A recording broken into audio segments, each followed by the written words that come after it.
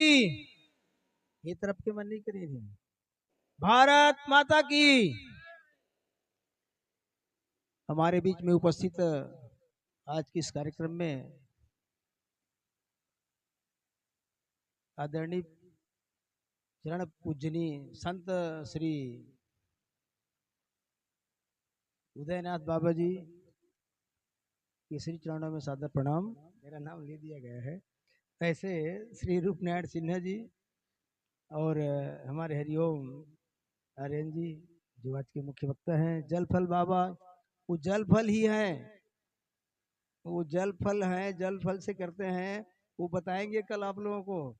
7 दिन तक के आप बिही का पत्ता ही काढ़ा पीते रहिए, 7 दिन बाद नींबू का पत्ते का काढ़ा पीजिए, 7 दिन बाद फिर और पारिजात के पत्तों का। ऐसा करिए, आपका सारा दिनचर्या बदल जाएगा, आपके रोग शोक दोष सब खत्म हो जाएंगे। ऐसे जल फल बाबा विराजमान है, उनके लिए एक बार ताली बजाइए, स्वागत करिए। मेरे गाँव के पास में या मेरा है वहाँ पर एक प्रकल्प शुरू किया है। ऐसे जल फल बाबा जी हैं। हमारे भाई साहब जो रायपुर से आए हुए हैं, विद्यालय जाल प्रणव जी और यहाँ के सरपंच जी और जमरूधर पुजारी जी, बहुत वरिष्ठ ज्येष्ठ श्रेष्ठ कार्यकर्ता हैं। हमारे महावीर जी स्वामी जहाँ भी हो और देवेंद्र जी, ये महावीर जी मुझको यहाँ पहले लाए थे। मैं बहुत पहले जब अध्यक्ष नहीं था तो मोटरसाइकिल में यहाँ आया था। वो प्रांत गौ सेवा प्रमुख की जिम्मेदारी थी मेरे पास संघ की, तो मैं यहाँ आया था। तो ये चौथा बार है। और उपस्थित हमारे ये भागीरथी जी है अपने। अभिमन्यु कहाँ भग गए? हाँ वो खड़े हैं अभिमन्यु। वो नावे अभिमन्यु है, काम भी अभिमन्यु है। अपन दिनेश दिनेश जी हैं, नरेश जी और जितने भी यहाँ वरिष्ठ ज्येष्ठ श्रेष्ठ कार्यकर्ता हैं, सबके चरणों में सादर प्रणाम। माताएं बहनों को सादर प्रणाम नमन। वास्तविक में समय की मर्यादा है, बात बहुत कुछ कहना था, क्योंकि यहाँ से जाना है, गाय माता को लाना है। महाराज जी बता रहे थे कि 2 घंटे का समय लगता है। शरीर माध्यम खलु धर्म साधनम। ये शरीर जो है ना, धर्म साधना का एक माध्यम है। ये शरीर स्वस्थ नहीं है तो आप कुछ साधना नहीं कर सकते। उस शरीर की साधना के लिए, शरीर को स्वस्थ रखने के लिए प्रकृति के बीच में, इस बीच में बाबा उदयनाथ जी द्वारा प्राकृतिक चिकित्सा का एक प्रकल्प शुरू किया गया है। इसके लिए इनको कोटि कोटि धन्यवाद, इनके श्री चरणों में प्रणाम। और यहाँ जो है, मैं एक गया था उज्जैन से आगे, वो अभ्यारण्य है, उसके पहले चिकित्सा केंद्र है, वहाँ पर हमारे संघ के देश भर के लोग आते हैं इलाज कराने। तो मैं देखा वहाँ से ज़्यादा सूटेबल यहाँ पर है।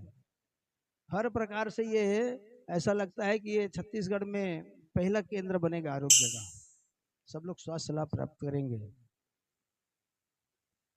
सनातन सबसे बड़ी विशेषता है बाबा जी का इस क्षेत्र में सनातन संस्कृति की रक्षा करना। सनातन संस्कृति कहने से ये बोध होता है कि संसार में एक ऐसा मत पंथ को छोड़ करके धर्म है, एक ही धर्म है, वो सनातन धर्म है, सनातन संस्कृति है, जिसके माध्यम से हम धर्म अर्थ काम और मोक्ष मोक्ष प्राप्त कर सकते हैं। मोक्ष प्राप्त कर सकते हैं।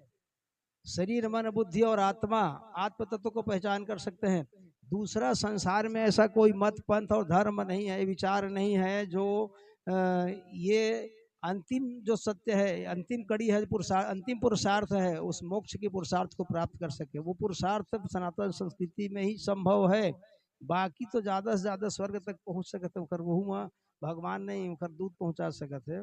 तो ऐसी उदात संस्कृति को बनाए रखने के लिए और संस्कृति को इस वनांचल में महाराज जी ने जो कार्य शुरू किया, मैं पहले बार आया था तो देखा कि वो छोटा सा वो लोहे का वो बना करके, पाइप बना करके और आसमान ओसमान कर रहे थे। मैं कहा महाराज जी ये गो का मूत्र जो है ना इतना तेज होता है कि लोहे का अंश भी चला जाता है, वो नुकसानदायक है, इसलिए ये इसको स्टील के या कांच के बर्तन में करिए। तो महाराज जी तुरंत बदले, कुछ पुस्तक दिया, साहित्य दिया, महाराज जी शुरू किए।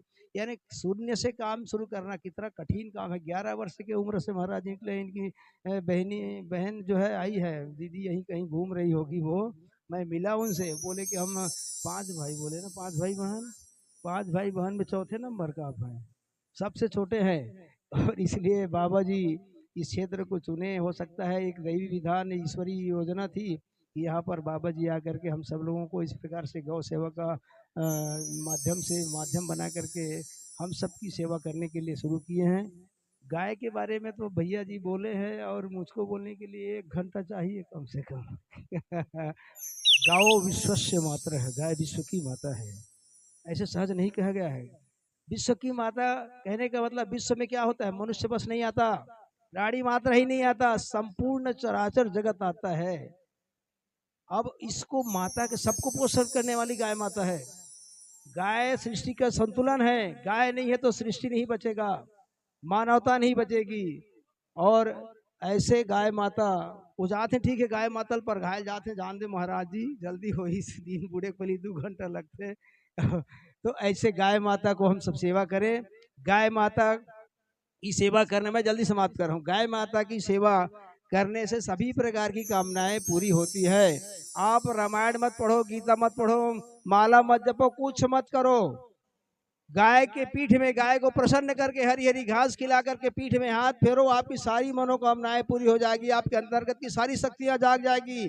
मूलाधार मणिपुर मूलाधार स्वादिष्ठान मणिपुर अनाहत विशुद्ध आज्ञा सहस्त्रसार, सारे चक्र झंझनाहट होकर एक साथ जाग जाएगी। आप करके देखना और मुझको बताना। जो मंच बैठे हैं, मंच नीचे बैठे हैं, वो लोग एक बार प्रयोग करना। गाय प्रसन्न रहे। प्रत्येक गाय के शरीर में 3.5 मीटर से लेकर के 7.5 मीटर रेडियस में आभा मंडल होता है।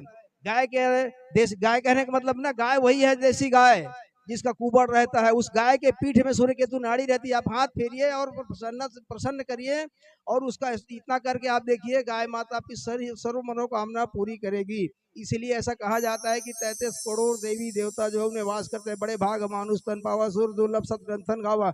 बड़े भाग देवता तन पावा नहीं कहा गया है, मनुष्य बड़े भाग्यशाली है। और मनुष्य जो है देवता इसलिए कि देवता जो है एक उपभोग की श्रेणी में आता है, भोग योनि है। जो मनुष्य योनि में कमाया रहता है उसका उपभोग करके फिर आ जाता है। भगवान नहीं पाता, भगवान पाता है कौन? मनुष्य पाता है। ईश्वर सजीव अविनाशी चेतन अमल सुख सहज सुख राशि। वो ईश्वर तत्व को पहचानना ही मोक्ष है, आत्म तत्व को पहचानना। उसको पहचानने के लिए गाय के पीठ में हाथ फेरिए, गाय को प्रसन्न करिए, बस इतना ही निवेदन के साथ गाय को अपने घर में स्थान दीजिए। और गाय जो है इस सभी समस्याओं का निदान है। धर्म अर्थ काम मोक्ष के साथ में वर्तमान समस्या में आतंकवाद से ले जाके सब प्रकार से गाय जो है मनुज अवतार। भगवान ने भी गाय के लिए आए हैं अवतार लेकर के, राम का अवतार, कृष्ण का अवतार। और गाय नहीं है तो सृष्टि नहीं है, सातल में चली जाएगी। इसलिए गाय को बचा लीजिए, बस इतने निवेदन के साथ बोलिए गौ माता की जय, भारत माता की जय। आओ कबू मिलबो तो बताऊं दवाई दारू बारे में। भारत माता की